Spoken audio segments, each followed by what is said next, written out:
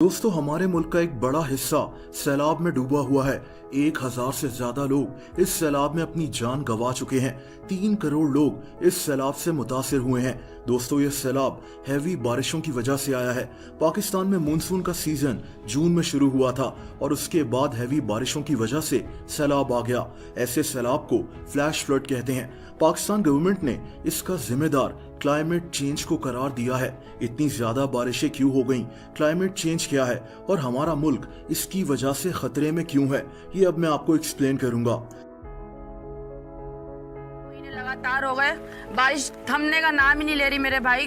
बेरोजगार बैठे हैं, बच्चों को रिक्शे में लेके बैठे हैं, छतें भी हमारी टपक रही है, कच्चे घर है, हम कहाँ पे जाए मेरे भाई।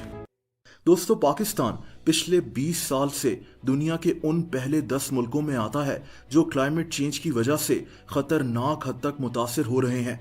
2 महीने पहले पाकिस्तान की क्लाइमेट चेंज मिनिस्टर ने ये ट्वीट की थी कि कैसे कराकरम हाईवे पर एक ब्रिज टूट गया था क्योंकि एक ग्लेशियर मेल्ट होने की वजह से इस ब्रिज के पिलर्स मुतासिर हो गए थे। इसकी वजह भी क्लाइमेट चेंज थी। टेम्परेचर बढ़ने की वजह से ग्लेशियर्स पिघलना शुरू हो जाते हैं और पाकिस्तान में तो हजारों ग्लेशियर्स मौजूद हैं। लेकिन दोस्तों, क्लाइमेट चेंज क्या है और ये जो इतनी ज्यादा बारिशें हुई हैं, इनकी वजह क्लाइमेट चेंज कैसे हो सकती है, अब इस पर बात करते हैं।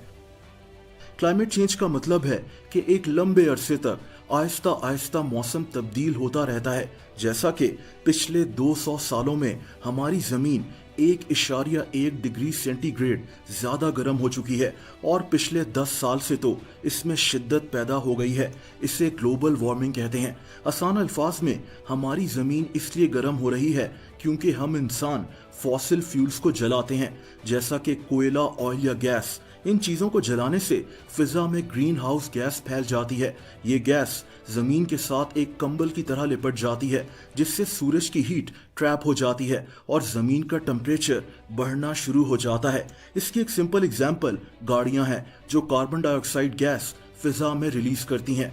हमारा मुल्क दुनिया के उन पहले 10 मुल्कों में है जो क्लाइमेट चेंज की वजह से खतरे का शिकार हैं। लेकिन अब यहाँ सवाल ये पैदा होता है कि पाकिस्तान में जो अभी इतनी बारिशें हुई हैं, इनका जिम्मेदार क्लाइमेट चेंज को क्यों कहा जा रहा है?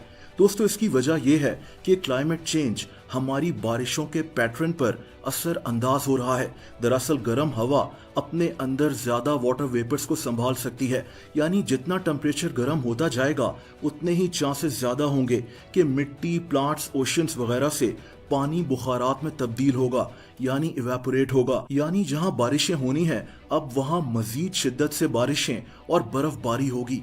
और शायद यही इस दफा भी हुआ है। हीट वेव्स हो या खतरनाक सैलाब, हमारा मुल्क इन चीजों से कई दफा गुजरा है।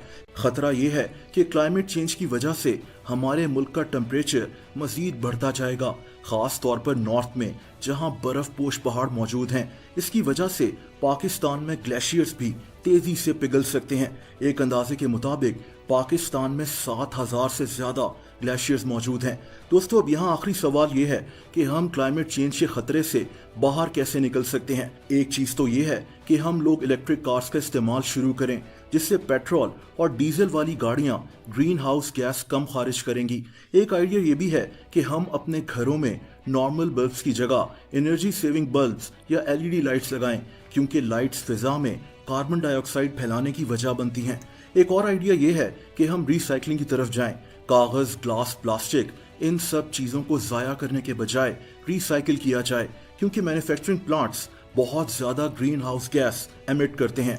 तो हम ऑलरेडी बनी हुई चीजों को फिर से इस्तेमाल कर सकते हैं। हमें ज्यादा से ज्यादा दरख्त भी लगाने चाहिए, क्योंकि दरख्त हवा से कार्बन डाइऑक्साइड गैस को खत्म करते हैं। दोस्तों, बहरहाल आखिर में हम सबको इन लोगों की दिल खोलकर मदद करनी चाहिए जो इस वक्त शदीद मुश्किल में है। पैसों के अलावा कपड़े, कंबल, दवाइयाँ वगैरह या कोई भी चीज जो हम इस वक्त इन लोगों को भिजवा सकते हैं, वो हमें जरूर भिजवानी चाहिए।